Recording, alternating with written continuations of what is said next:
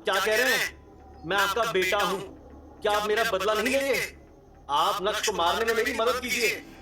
दांत पीसते हुए अंतिम ने कहा, शट अप। रस्सी चल गई लेकिन बल नहीं गया। तुम वापस मुंबई निकल रहे हो। अपनी बात कहने के बाद दर्पण भानुशाली उस कमरे से चले गए। थोड़ी देर बाद एक आदमी उस कमरे में आया और अंतिम को मुंबई ले गया। दूसरी तरफ विलो बैंक विला में अनिका और नक्श ब्रेकफास्ट टेबल पर बैठे थे। आज नक्श ने अनिका का पसंदीदा ब्रेकफास्ट बनाया था। कुछ देर की शांति के बाद फाइनली अनिका ने अपना मुंह खोला और भारी आवाज में कहा, तुम वापस कब जा रहे हो? कुछ ही दिनों में। मैं यहाँ एक जरूरी काम से आया हूँ।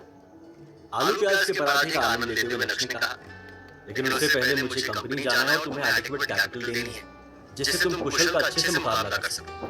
तुम्हें जितना लड़ना है लड़ो, लेकिन बस मेरे दोस्त को जान के खत्म मत करना। नक्श के हिसाब से कुशल वो सब किसी के बहकावे में नाटक कर रहा था। तुम्हारे कुशल के बीच क्या चल रहा है? तुम दोनों तो भाई थे ना, तो अब अचानक से ये राइवलरी? काफी समय से अनिका अपने दिल में ये सवाल लेकर बैठी थी। मेरे और कुशल के बीच मिसअंडरस्टैंडिंग हो गई है। मैं उसे शब्दों में एक्सप्लेन नहीं कर सकता, नक्श ने कहा। अनिका ने और सवाल नहीं किए। उसके बाद वो दोनों भानुशाली ग्रुप के लिए निकल गए। कल रात पार्टी में ही नक्श ने नमिता को आज होने वाली हाई लेवल मीटिंग के ऑर्डर दे दिए। बहरहाल मीटिंग हॉल खचाखच लोगों से भरा हुआ था। लंबे समय बाद नक्श को देखकर सभी मेंबर्स खुश थे। उनमें एक नई जान आ गई थी। पूरे कॉन्फ्रेंस रूम को अच्छे से देखने के बाद नक्श ने अपना मुंह खोला। मैं जानता हूं कि आप लोगों के लिए यह समय कुछ खास नहीं गया है, लेकिन देखिए, आज हम सब एक साथ फिर से इकट्ठा खड़े हैं। जल्द ही भानुशाली ग्रुप बाकी कंपनीज के सपोर्ट से एक पिल कंपनी खोलने जा रहा है। हालांकि हम उन पिल्स को किसी भी कल्टीवेटर या उससे जुड़े किसी ग्रुप को नहीं बेचेंगे। हमारा उद्देश्य बीमारियों और इंजरीज को ठीक करना है। अब मैं आप लोगों का ओपिनियन जानना चाहता हूँ। नक्श की बात सुनकर ना सिर्फ वो मेंबर्स बल्कि नक्श के करीबी लोग भी शॉक रह गए। तभी अचानक से एक शख्स खड़ा हुआ और उसने अपना सवाल सामने रखा। सर, आपका ये डिसीजन काफी बोल्ड है, लेकिन हम सबको पता है कि एम्पायर के पिल्स का सारा कंट्रोल इंडियन आर्मी ऑर्गेनाइजेशन का है। अगर हम पिल कंपनी सेटअप करेंगे तो कहीं उनके गले का कांटा ना बन जाए। परेशान मत हो, वो सिर्फ कल्टीवेटर से डील करते हैं। उनकी पिल्स उसी सर्कल में जाती हैं, लेकिन हमारी पिल्स कल्टीवेटर्स के लिए नहीं बल्कि आम आदमी के लिए होगी। आप लोग उसे एक ऑर्डिनरी मेडिसिन की तरह देख सकते हैं। सर, ऐसे में हमें खूब सारे आइटम्स की भी जरूरत पड़ेगी और आइटम्स की हायरिंग कॉस्ट बहुत हाई है और मोस्टली वो सब इंडियन आर्मी ऑर्गेनाइजेशन के साथ जुड़े हैं। ऊपर से पिल फॉर्मूलाज। इससे पहले कि वो आदमी अपना सवाल पूरा करता, नक्श ने उसे टोकते हुए कहा, तुम्हें उसके लिए परेशान होने की जरूरत नहीं है। मैंने दोनों प्रॉब्लम सॉल्व कर लिए हैं, वरना यहाँ बैठकर भाषण नहीं दे रहा होता। और हाँ, आप लोगों को यहाँ इस मैटर के बारे में इन्फॉर्म करने के लिए बुलाया था, ना कि डिस्कशन करने। क्या आप लोगों को ओपिनियन और डिस्कशन में फर्क समझ नहीं आता? No more questions. हम पिल कंपनी सेटअप कर रहे हैं और आप लोग देखना, फ्यूचर में हमें इससे बहुत फायदा होगा। कड़क अंदाज में नक्श ने कहा, आप लोग जा सकते हैं। नक्श के ऑर्डर्स मिलते ही पूरा मीटिंग हॉल 2 मिनट में खाली हो गया। हालांकि उसके करीबी लोग अभी भी उस बात को अच्छे से पचा नहीं पा रहे थे और शॉक होते हुए उसे देख रहे थे। दूसरी तरफ मुंबई शहर के भानुशाली परिवार में दर्पण भानुशाली स्टडी रूम में कुछ डॉक्यूमेंट्स पढ़ रहा था कि तभी अचानक से कमरे का दरवाजा खुला और अतुल की मां सुलोचना ने एंट्री ली। तुम्हारे बेटे की हालत खराब है और तुम यहाँ बैठकर कंपनी का बिजनेस देख रहे हो? कैसे इंसान हो तुम? तुम्हारे बेटे को कमीने नक्श ने कुत्ते की तरह धो डाला और तुम्हारा खून तक नहीं खोला। कुछ इसी अंदाज में सुलोचना अगले 10 मिनट तक दर्पण को खरी खोटी सुनाती रही और दर्पण एकदम शांत अंदाज में वो सब सुनता रहा। फाइनली जब सुलोचना का भूख बंद हुआ तब दर्पण ने दरवाजा बंद किया और सुलोचना को डॉक्यूमेंट थमाते हुए बोला, ये तुम्हारे बेटे का हेल्थ रिपोर्ट कार्ड है, अच्छे से देख लो। 4 पस्तियां टूट गई हैं, पैर की हड्डी टूट गई है, नाक की हड्डी टूट गई है, शरीर में खून की कमी है। सब कुछ तो पता है, इसमें और क्या खास है? दांत पीसते हुए सुलोचना ने कहा, खून का कॉलम तो खास है। देखो देखो, एक बार अच्छे से देखो। जैसे ही दर्पण के मुंह से ये शब्द बाहर आए वैसे ही सुलोचना के चेहरे का रंग उड़ गया। तुमने तो कहा था कि मेरे और अंतिम का ब्लड ग्रुप सेम है, लेकिन इस रिपोर्ट में तो कहानी कुछ और ही है। बीते सालों में हमारा खून बदल गया, ये सोच रही हो? दर्पण ने तुरंत ही एक और डॉक्यूमेंट बाहर निकाला और सुलोचना को पकड़ाते हुए कहा, ये मेरे और तुम्हारे बेटे की डीएनए टेस्ट रिपोर्ट है। तुम्हारे लड़के के शरीर में मेरा खून नहीं है, वो मेरा बेटा नहीं है। एकाएक दर्पण का अंदाज कुछ ज्यादा ही कड़क हो गया। दर्पण, ये तुम क्या कह रहे हो? हो सकता है कि हॉस्पिटल से कोई गलती हुई हो। It's a human error. अंतिम तुम्हारा ही बेटा है। मैं तुमसे बहुत प्यार करती हूँ। मैं तुम्हें कभी नीचा नहीं दिखाऊंगी। सुलोचना की आंखों से आंसुओं की टोली निकलती हुई नजर आई। बस भी करो सुलोचना, मैंने तुम्हारे लिए क्या कुछ नहीं किया। मेरे पिता लव मैरिज के खिलाफ थे, लेकिन तुम्हारे लिए मैंने उनसे पूरे परिवार से बगावत की, गद्दी से एक स्टेप नीचे उतरा। इस परिवार ने तुम्हें पूरा सम्मान दिया, लेकिन तुमने क्या किया? तुमने मेरे पीठ पीछे अपने पुराने आशिक के साथ मुंह काला किया, है ना? जिस औलाद को मैं पिछले 25 साल से पाल रहा हूं, वो उसकी औलाद है, राइट? घिन आती है मुझे तुमसे, नफरत है मुझे तुमसे। दर्पण ने दहाड़ते हुए कहा, नहीं नहीं दर्पण, अंतिम तुम्हारी औलाद। इससे पहले कि सुलोचना आगे कुछ कहती, अचानक से दर्पण ने उसका गला पकड़ लिया। एक और लफ्ज मत कहना। तुम्हारे जैसी औरत की जगह दिल में नहीं बल्कि जूतों में है। सुलोचना की गले पर प्रेशर बढ़ना चाहता था। कुछ ही सेकंड में सुलोचना की हालत बिगड़ने लगी।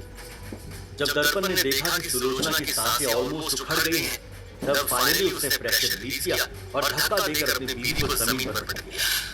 ठीक उसके बाद दर्पण ने दरवाजे की ओर देखकर जोर से चिल्लाते हुए कहा, जल्दी से अंदर आओ और इस औरत को तहखाने में बंद कर दो। तुरंत ही कुछ बॉडीगार्ड अंदर आए और वहां का नजारा देखकर चंद रह गए। चूंकि मालिक के ऑर्डर से, इसलिए वो सुलोचना को वहां से ले जाने लगे। हालांकि सुलोचना ने बहुत स्ट्रगल किया, लेकिन उसके शरीर में नाम मात्र की भी एनर्जी नहीं बची। सुलोचना को वहां से ले जाने के बाद एकाएक कमरे में खामोशी बरस गई। कुछ समय बाद जब दर्पण ने अपनी आंखें खोली, तो ऐसा लगा जैसे उसने कोई इंपॉर्टेंट फैसला लिया। ड्राइवर से कहो कार निकाले, मैं सूरत जाना चाहता हूं। दूसरी तरफ अशोका सम्राट एम्पायर के एक्सपर्ट्स जल्द ही सूरत पहुंच गए। रवि खेतान 50 लोगों की टीम लेकर आया था। 12 एक्सपर्ट समुद्र के उस मिशन पर जाने वाले थे और बाकी सभी हाई लेवल अल्केमिस्ट थे जो नक्श की पिल कंपनी में दवाई बनाने वाले थे। नक्श ने सभी से मुलाकात की और एक साथ लंच किया। उसके बाद उन अल्केमिस्ट को रवि के साथ पिल कंपनी की लोकेशन पर भेज दिया और रवि खेतान और उन 12 एक्सपर्ट्स को लेकर चाल मिला चला गया। मिस्टर नक्श, अब हमें क्या करना है? मैं तो कुछ बड़ा करना चाहता हूं। रवि थोड़ा इंपेशेंट नजर आया। कितना बड़ा? मेरा मर्डर करोगे? कड़क अंदाज में नक्श कहा, तुम अशोका सम्राट एम्पायर के सीनियर एलीट हो, किसी गली के गुंडे नहीं। ये कैसी बातें कर रहे हो? ठीक उसके बाद नक्श ने 12 एक्सपर्ट्स को ऑर्डर दिए। उस एंशिएंट रेल्म के बारे में ऑलमोस्ट सभी टेक्स्ट जानते हैं। हलचल तेज है और मैं सारी गतिविधि जानना चाहता हूं। तुम लोग समुद्र का हालचाल जानने की कोशिश करो और जैसे ही कोई जरूरी जानकारी मिले मुझे खबर करो। इस पर नक्श का ऑर्डर मिलते ही वो 12 एक्सपर्ट्स वहां से चले गए। और तुम कुछ बड़ा करना चाहते थे ना? चलो मैं तुम्हें कहीं लेकर चलता हूं। नक्श रवि को लेकर सीधा कैंपिंग इवेंट पहुंचा। कैंपिंग इवेंट में वेकेशन नहीं थी। बीते कुछ महीनों में न जाने कितने स्टूडेंट्स आए और गए, लेकिन नक्श को गौरव टंडन और सुमित अवस्थी जैसे कई जाने पहचाने चेहरे दिखे। लेकिन ना तो नक्श ने उनसे बात की और ना ही वो नक्श के करीब आए। नक्श रवि को लेकर सीधा डीन के कमरे में चला गया। क्या बात है, आप दोनों पहले से कई ज्यादा हैंडसम हो गए। धीमी मुस्कान के साथ नक्श ने नमन गांधी और भरत मुंजाल से कहा, नक्श, फेंकने की भी हद होती है। वैसे मुझे पता है कि तुम यहाँ क्यों आए हो, लेकिन मैं एक बात साफ कर देता हूँ, कैंपिंग इवेंट किसी का स्टैंड नहीं लेता। इसलिए हमने सूरत में हो रहे कॉन्फ्लिक्ट में इंटरफेयर नहीं किया। स्ट्रिक्ट होते हुए नमन गांधी ने कहा, बस मुझे पता है। हालांकि अगर कैंपिंग इवेंट में स्टैंड लिया होता तो शायद कुशल वो सब करने की हिम्मत नहीं करता, लेकिन मुझे इससे कोई तकलीफ नहीं है। नक्श नमन गांधी से कुछ और ही एक्सपेक्ट कर रहा था। तो फिर तुम यहाँ क्यों आए हो? अब ये मत कहना कि तुम्हारी हमसे मिलने की इच्छा थी। नमन गांधी के एक्सप्रेशन बिल्कुल नहीं बदले। 3 चीज। नक्श ने सीधा मुद्दे की बात की। क्या आपने उस महासागर के एशियन रूइन के बारे में सुना है? क्या आप मुझे उसकी डिटेल्स दे सकते हैं? क्या रिसेंटली आपने प्रोफाउंड रेल्म में कुछ चेंजेस नोटिस किए? नक्श के वो सवाल सुनकर दोनों बुढ़ऊ एकाएक चौंक उठे। मैंने कभी सोचा नहीं था कि तुम इतना जल्दी ग्रो करोगे। इतने कम समय में तुम इस मैटर के कांटेक्ट में आ गए। चौंकते हुए नमन गांधी ने कहा, आपके एक्सप्रेशंस बता रहे हैं कि आपको सब कुछ पता है। चलिए मुझे भी बताइए। नक्श ने एकदम सही अंदाजा लगाया। उसके बाद उन तीनों के बीच रेडिकल्स, अपर मार्शल रेल्म और ब्लैक फाउंडेशन को लेकर बातचीत हुई। नक्श को पता चला कि उसके इंपीरियल कैपिटल जाने से प्रोफाउंड रेल्म कितना कमजोर हो गया है। हालांकि रेडिकल्स का हाथ तो शुरू से ही प्रोफाउंड रेल्म पर था, लेकिन अब वो प्रोफाउंड रेल्म को अपनी मुट्ठी में करना चाहता है। साथ ही साथ नक्श को ये भी पता चला कि इंपीरियल कैपिटल में जिसके पास ताकत नहीं है, अब मार्शल रेल्म उसे मसल देता है। रेडिकल्स को उनका फुल सपोर्ट है। तभी तो रेडिकल्स कल्टीवेटर्स पर हमला करने की हिम्मत कर रहे हैं। इसके साथ साथ नक्श को और भी कई हिडन सीक्रेट्स पता चले, जिसके बारे में उसने कभी सोचा तक नहीं था। हालांकि अंत में दोनों एल्डर्स ने नक्श को हमेशा हमेशा के लिए इंपीरियल कैपिटल में बसने की सलाह दी। ऑफ कोर्स नक्श उनके मीनिंग को बहुत अच्छे से समझ पा रहा था। क्या आप मुझे बस इतना बता सकते हैं कि वो एशियन रूइन कब खुलने वाला है? अपने दोनों भौं को ऊपर उठाते हुए नक्श ने कहा, कल दोपहर उसकी सील खुल जाएगी, लेकिन सील खुलते ही हाहाकार भी उतना ही मचेगा। जो भी करना सोच समझ कर करना, धीमी आवाज में नमन गांधी ने कहा। नक्श ने तुरंत ही अपना सर हिलाया और रवि को लेकर वहां से चला गया। अभी नक्श सड़क के किनारे वॉक ही कर रहा था कि तभी अचानक से बूढ़ों ने नक्श को क्रॉस करते हुए कहा, फॉलो मी। उस बूढ़ों को देखकर नक्श के होश उड़ गए। उसने रवि को स्टार विला जाने के लिए कहा और खुद उन दो बूढ़ों के पीछे चला गया। बस वो दोनों नक्श के मास्टर्स थे। हमें सारा मैटर पता है, हम तो सिर्फ तुम्हारे थॉट्स जानना चाहते हैं, कैजुअल अंदाज में अद्भुत त्यागी ने कहा। नक्श ने तुरंत ही अपने थॉट्स सामने रखे, जिसमें उसने रेडिकल्स को खत्म करने की बात की।